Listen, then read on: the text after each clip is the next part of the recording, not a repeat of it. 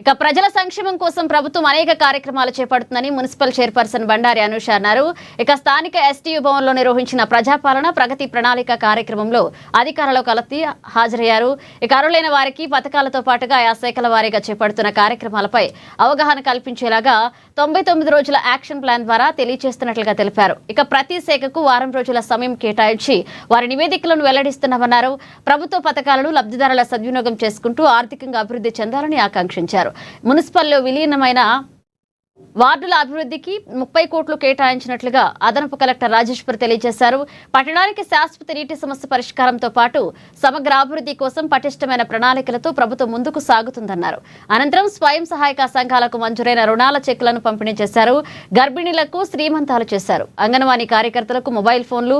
ఈ సందర్భంగా అక్కడ మహిళా సంఘాల ఆధ్వర్యంలో చేపడుతున్న వ్యాపారాలకు సంబంధించి ఏర్పాటు చేసినట్లుగా స్టాళ్లను పరిశీలించారు.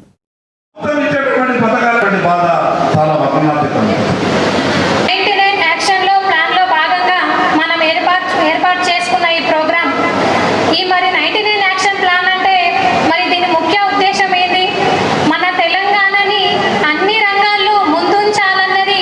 సో విద్యలో కావచ్చు, నిన్న మేము ఒక ప్రోగ్రామ్ ఉండే అలైవారం, దానికి మన గౌరవ మంత్రివర్యులు రావడం జరిగింది.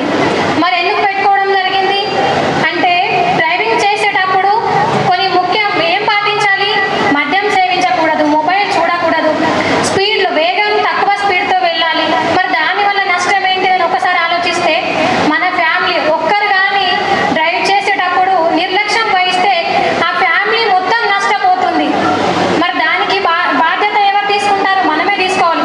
కాబట్టి మన ప్రభుత్వం ఏం ఆలోచించిందంటే మరి మన గవర్నమెంట్ స్కీమ్లే ఇస్తున్నాం, ఏవైతే నష్టాలు ఉన్నాయో కొన్ని అవగాహన ఉంటాయి ప్రజలకు అని వారే ఒక గట్టి నిర్ణయం తీసుకొని ఒక దీన్ని దీక్షగా పూనుకొని 99 రోజులు మనం దీన్ని దీక్షగా తీసుకొని మనం పాటించి మనం అవగాహన కలిగిస్తే మనం ఏదైతే మనం మొదలు పెట్టామో అది జనాలకు రీచ్ అయ్యి వాళ్ళు కూడా ఫాలో అవుతారన్నది ఒక ముఖ్య ఉద్దేశంతో దీన్ని ఏర్పాటు చేయడం జరిగింది. ఈ యొక్క మండల సభ ఉద్దేశం ఏంటంటే రాగల కార్యక్రమాలకు ఒక దిక్సూచి ఉండాలన్న ఉద్దేశంతో ఇది తీసుకోవడం జరిగింది. ప్రభుత్వం కూడా ఆదిలాబాద్కు మున్సిపాలిటీకి అన్ని రకాల ప్రయారిటీస్ ఇస్తుంది. మీ అందరికీ తెలుసు, మొన్ననే మెర్జర్ కాలనీస్లో అభివృద్ధి కోసం 35 crores అనేటువంటిది శాంక్షన్ చేయడం జరిగింది. మనం ముఖ్యమంత్రి గారి చేతిలో మేము చేసుకున్నాం.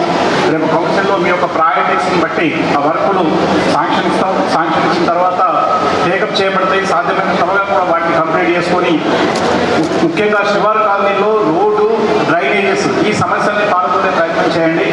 ఇకపోతే మనకున్న మరొక పెద్ద సమస్య మంచినీటి సమస్య. మనము ఎస్ఆర్ఎస్పీ నుంచి నీళ్లు తీసుకుంటున్నాం, బట్ అది కామన్ ట్యాంక్ ఉండడం వల్ల ఆ పంపింగ్లో ఉన్నటువంటి అది వల్ల ప్లస్ నిర్మల్కు మనకు ఒకటే ఉండడం వల్ల కొంత మనకి ఎంత పర్సెంటేజ్ అయితే పంపింగ్ రావాలో అంత పంపింగ్ రాకపోవడం ఒక ఇబ్బందిగా ఉంది. దీని కొరకు శాశ్వతమైనటువంటి ఒక పరిష్కారం చూడాలనే ఉద్దేశంతో కలెక్టర్ గారు నేను రకరకాల ఆలోచనలు చేసి చివరికి ఇంజనీరింగ్ వాళ్ళు ఇచ్చినటువంటి ఆ ప్రపోజల్ ఏదైతుందో ఆ ప్రపోజల్ను పంపడం జరిగింది. అది మన అదృష్టం బాగుంది. మన ముఖ్యమంత్రి ప్రోగ్రాంలో లండసంగి ప్రాజెక్టు వాళ్ళు ప్రయారిటైజ్